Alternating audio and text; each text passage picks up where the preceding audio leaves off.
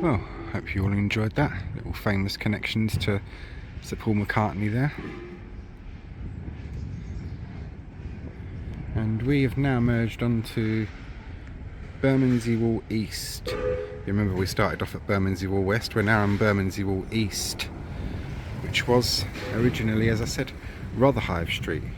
Now we can go straight down this way, which is the street or the road, but I'll take you the more scenic route for now, with river views.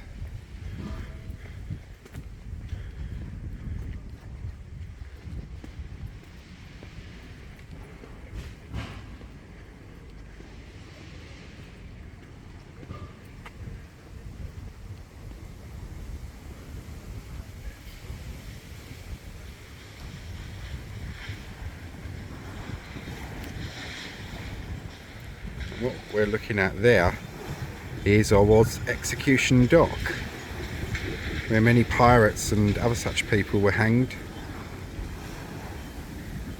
Judge Jeffreys based himself at the Prospect of Whitby, which is over on that side, but legend has it that he would come over here to the famous Angel, which would have been a very short boat journey across the river in those days, to watch the execution dock. Judge Jeffreys got his comeuppance in the end. It was a real nasty piece of work. If you imagine every form of injustice that you can imagine clothed in the form of justice, that's Judge Jeffreys.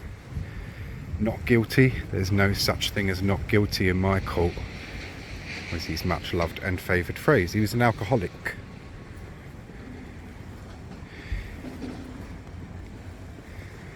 Under King James II, who had to flee in the Glorious Revolution and such like. Anyway, once his master had it, Judge Jeffreys knew he'd had it. He had a lot of enemies, did Judge Jeffreys. So he tried to escape from a pub over on that side of the river that we'll cover eventually, and he was recognised by someone who he'd sentenced to a really severe whipping.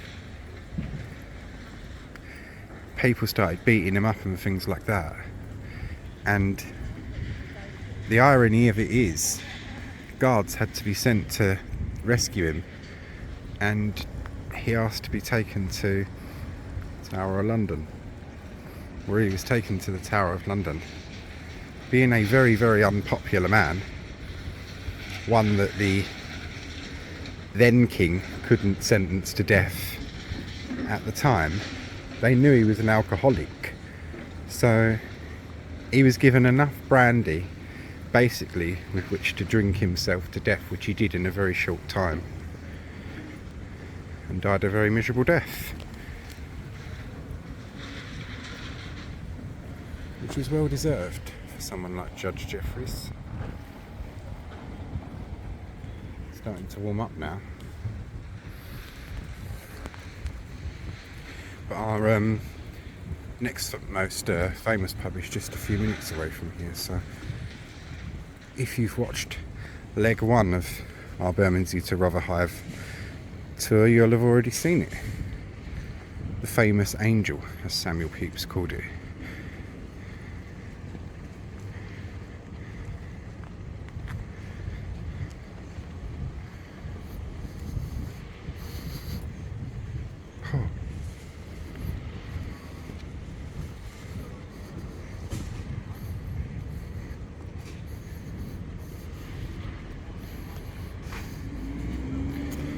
We left our pub being restocked with beer. The old Justice. See, it's early in the morning, you see, around here, so you get all the delivery times and slots and whatnot and that, because it's quite touristy, this location, during the day. We're back onto the Thames Path now, and Bermondsey Wall East, which is just... This is the Cherry Gardens, this one.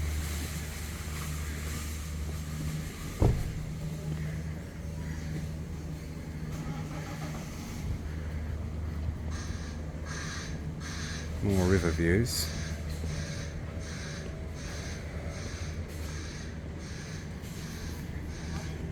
see all the city cruise things getting ready for the day.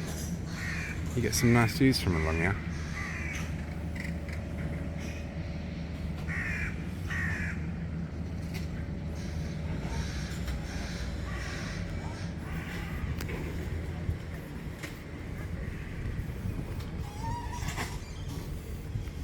Off we go.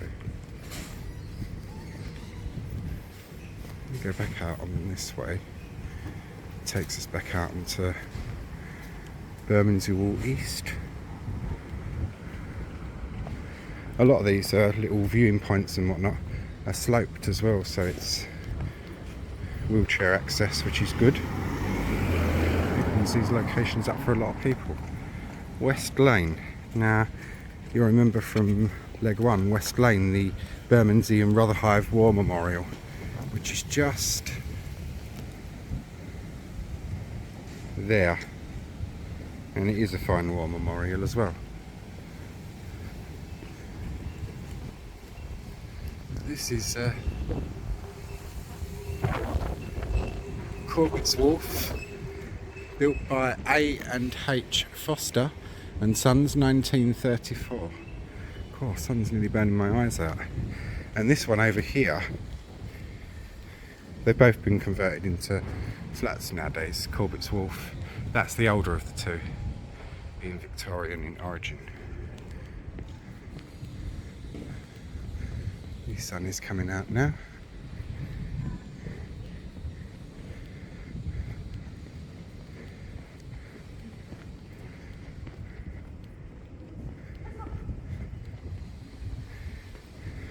Of course, I've covered the Angel, which is on the left, and King Edward's medieval palace, the ruins thereof, which is on the right. But we will be coming up to another cracking piece of history in a minute.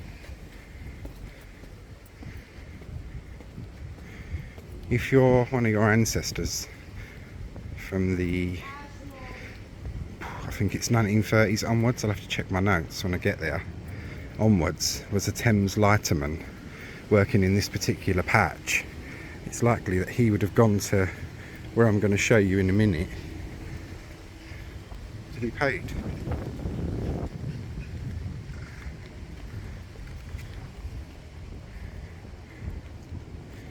It's going to be a nice day today. It's warming up already. And if we were in medieval times of King Edward III, I would now be standing in the Thames, and boats would go in and out of his manor. A falconry, they believe it was. And of course, over here you've got Dr. Salter's Daydream. Go this way.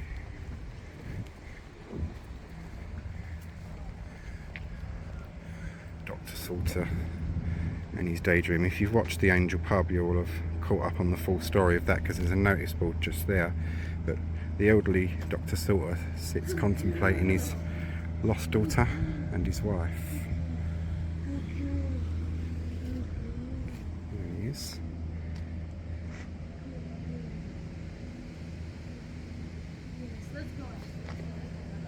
And over here,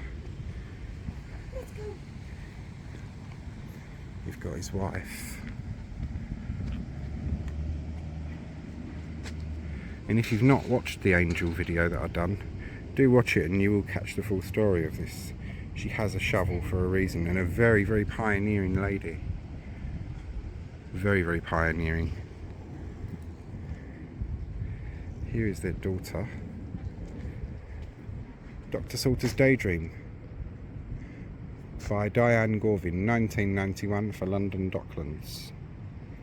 And their cat, which is something I really love, the cat with the London skyline in the background, because it just puts me in mind of Mayor Dick Whittington and him and his cat. So, another cracking bit of history. Off we go.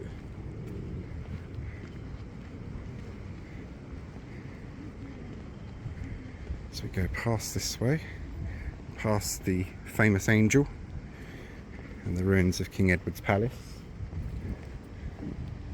Still on Bermondsey Wall East. Getting lovely views across the river.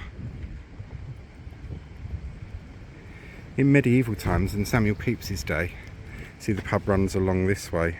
It would have originally ran along that way, diagonally.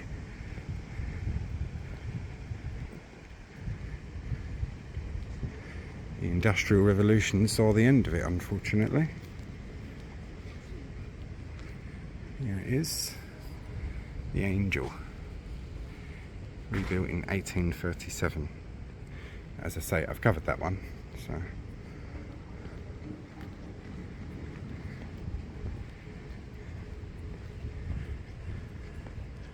Now we come up to our next piece of history, and I'm in some trees now, so, or the shade of some trees, so that's handy. Oh, that's better than even my retina's burned out. This building here is the one I said if you had a ancestor who was a Thames lighterman that worked in this particular patch for this company, this is where he would have pulled up to draw his wages from. I'll get us in front of the building and I shall get my notes out. I have notes with me today. Rotherhithe Street.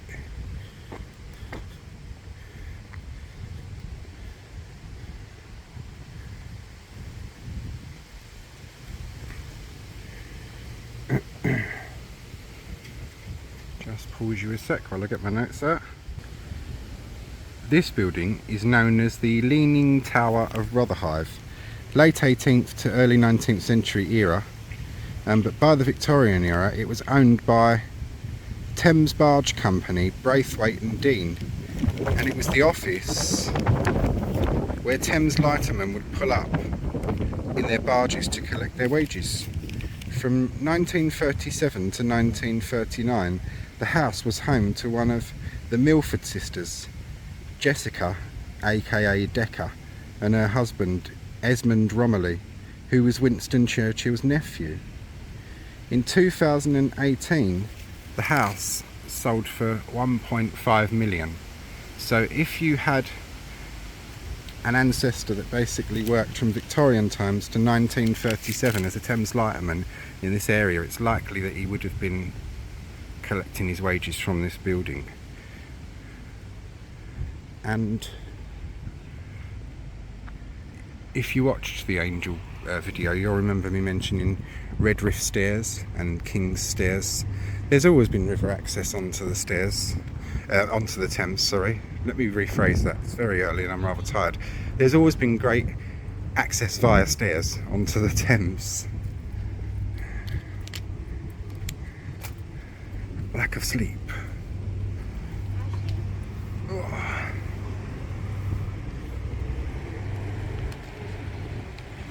Is the Leaning Tower of Rotherhithe. You can go up these stairs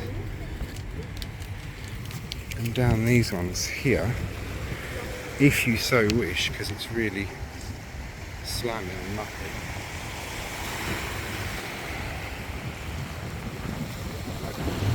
That's its rear side.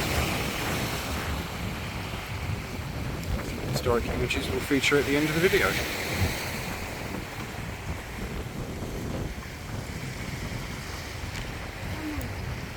The Angel, London skyline. Right. And we'll go back off on our way now. Sorry.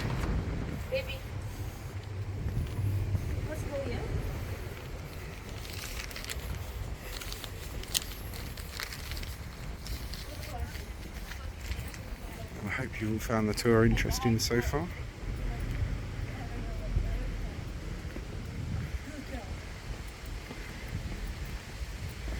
And we will soon be approaching the actual start nowadays in our world of London's longest street. It's nice, although the name change of Bermondsey Wall West and East, we can still walk it the length of it in its entirety.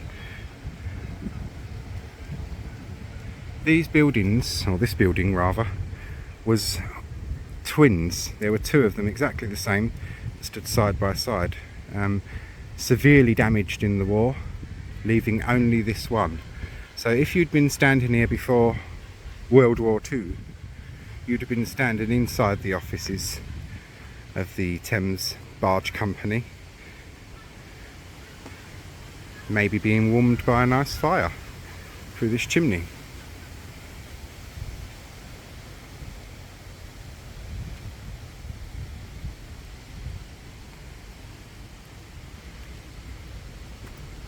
This old bricked up fireplace.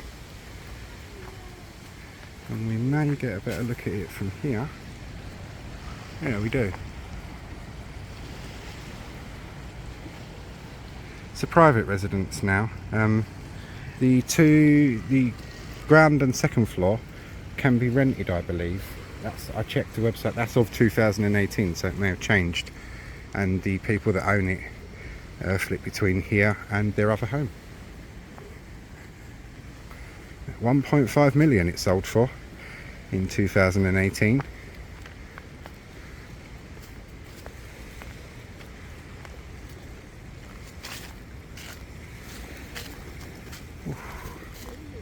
It's getting warm already.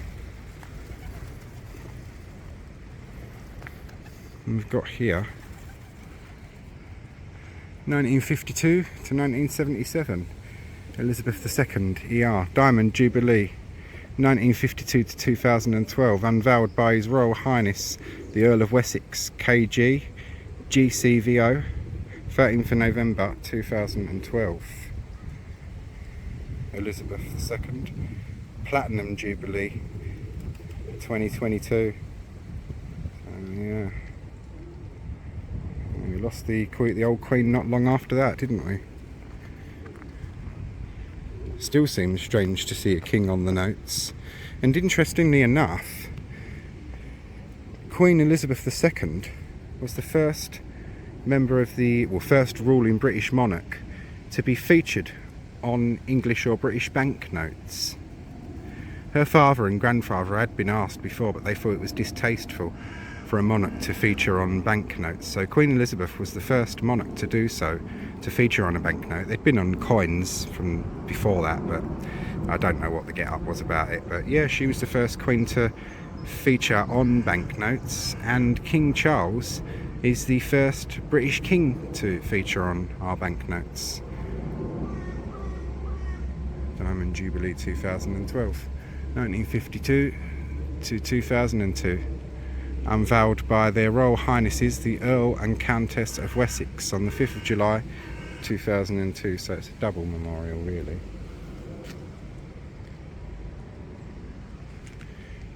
If you go over that way, it takes you towards Southwark Park. You've got the Thames Path here, which goes through this way. And will take us to London's longest street, which we shall be reaching any moment now, because it's very near here.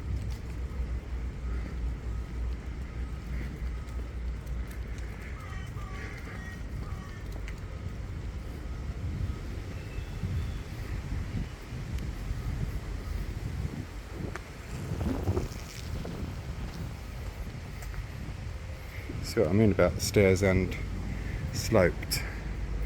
A lot of the redevelopment, which is still going on, a lot of it's ongoing still. They've make wheelchair access much easier for people.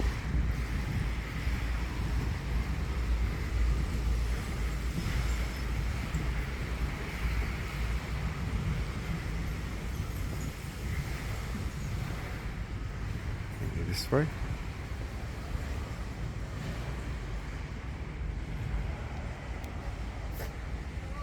Just there are the police headquarters, the Thames River Police headquarters, just there. St John's Wharf there. The Captain Kidd. That's one I'll be visiting when I do the highway along Wapping. That'll be another one like this, up early and quite a lot to cover. So we will get there eventually. See, these on-foot tours, particularly if you're taking certain buildings and histories along the way, like pubs and stuff like that, they do take quite a time sometimes, like with the Hackney St John series. So with the research, that took a month all in all, but I enjoy the research part of it.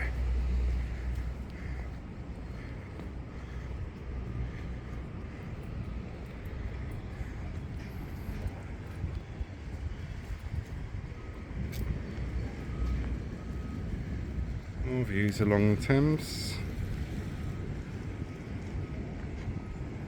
Looking back from where we've come.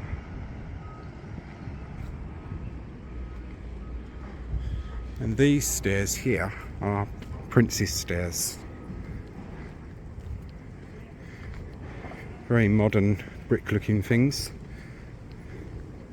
but they hark back to their original name. As I've said many times before in my London historical, particularly the Thames side videos, the best way to get around in London, really before the 19th century and even during the 19th century sometimes, was by boat on the Thames.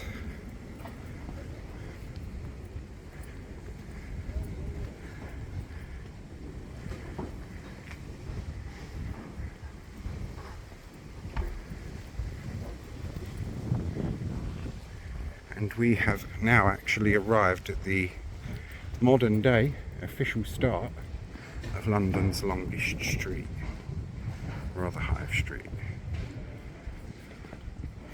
So, join me for some historical images to the end of this one. And for those of you that have been following this Return to Rotherhithe series, you may remember my coverage of the Old Justice pub, lovely pub. And in that we headed down onto the shore, and to get down onto the shore we used the modern equivalent of Cherry Garden Stairs. But here we see Cherry Garden Stairs being marked with a blue arrow now, but from Rock's map of 1746, with sailboats going up and down the Thames, and you see the road that runs right along the edge of the riverfront there. It's marked Redrith, and Redrith was one of the earliest names for Rotherhithe, so a nice little hark back to the past with that one. And here we see one of the lost inns or pubs of the area. This is the Jamaica House Tavern in 1858, Jacobean in origin and still present in the 1860s. My favourite historical Londoner, Samuel Pepys, is known to have visited this one, and Samuel Pepys' visit is referenced in an article that appeared in the Westminster Gazette on the 7th of October 1910, which also recalls an inn that was located by the stairs at Cherry Garden Street. And another lost pub, the Ship, right on the intersection of Cherry Garden Street, which is just in between the pub and the building next to it, and the blue arrow that points downwards, that marked the now lost Goat Alley, and here we see the Ship pub in the 1880s. The area was once filled with many pubs. A lot of the buildings and pubs were damaged in the war, and many more were taken down in post-war slum clearances. And here we see the Angel, one of my favourite pubs in the area. It's a great pub, this one. I didn't cover it this time, but on my previous visit I did cover that one with a full tour. If that's something you'd like to see, click the link in the description box and it will take you to the tour video of that one. This building dates from the late 1830s, but the pub as a pub dates to much way back before that. And here we see it in the Victorian era, and this is from the riverside. And local legend has it that Judge Jeffreys, the hanging judge, used to come here and watch men die at Execution Dock, which was opposite, and also that Captain Cook prepared for his journey for Australia from here. And as I said, the Angel is a much older pub, the 1830s one we saw, but this is the pre-1830s Angel pub, and once again my favourite historical Londoner is known to have visited this one, and he recorded it in his diary as the famous Angel. So even back in the 1660s it was a pretty well known location, and here we see it in 1827, surrounded by its medieval and Tudor buildings, the pub being medieval in origin itself. And these old buildings were pretty much all taken down in the Industrial Revolution as the revolution grew, and the area needed to grow to capacitate larger ships and warehouses and such like. A lot of this lot was swept away and replaced with buildings which of course are no longer present. But here we see Pepys' old pub in 1827. And King Edward III's Manor of Rotherhithe. Here we see the ruins of it. In 1349, construction began on a new royal residence on the floodplain of the Thames, near Rotherhithe, then just a small hamlet. The Palace of Westminster was still the primary royal residence, but he would have had bases dotted all around London. The king is known to have resided here in Rotherhithe many times up until 1370, and his manor is believed to have been a falconry. The king really loved falconry, and it is recorded that there was a special room set aside in the manor specifically devoted to falcons. And this lovely watercolour is an artist's representation of what the manor house would have looked like in the time of King Edward III, surrounded by a moat. And the Leaning Tower of Rotherhithe, a nice then and now aspect for this one here. The upper image from 1937 and the Leaning Tower shown with the red arrow. All the other buildings around it pretty much were wiped away in the Second World War, and those that weren't were taken down in slum clearances. And the image below from 2023. And I mistakenly called them the Milford sisters, but they're actually the Mitford sisters, who had associations, or one of them had associations with the Leaning Tower of Rotherhithe. And the aristocratic Mitford sisters, Nancy, Pamela, Diana, Unity, Jessica and Deborah, hit the headlines throughout their lifetimes with tales of scandal and intrigue, filling the pages of the press from the 1920s and beyond. They were proper goers, these girls. Here we see the Leaning Tower of Rotherhithe, which is 41 Rotherhithe Street, and this photograph was taken by Paul Berkshire on the 3rd of July 1983. And here you're going to see a 3D model of the Leaning Tower of Rotherhithe.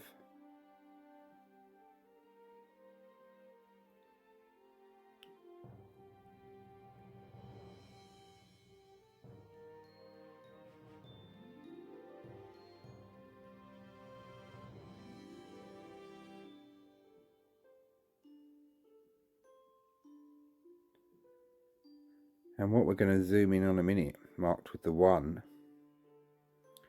is believed to be the medieval footings or river frontage from, of course, medieval times, the stonework. It's believed to be anyway. And here, King's Stairs and Rotherhithe Stairs, they've been providing access to the river for many centuries. They were both shown on the 1746 rock map of London, although Rotherhithe Stairs were recorded as Redrith Stairs. As I said, one of the earliest known names for Rotherhithe was Redrith. And this map is amazingly detailed. It's been very useful in my research over the years. Hope you all enjoyed the tour, and we'll, in the next video, begin our tour proper of Rotherhithe Street, London's longest street. So I'll see you all on that one.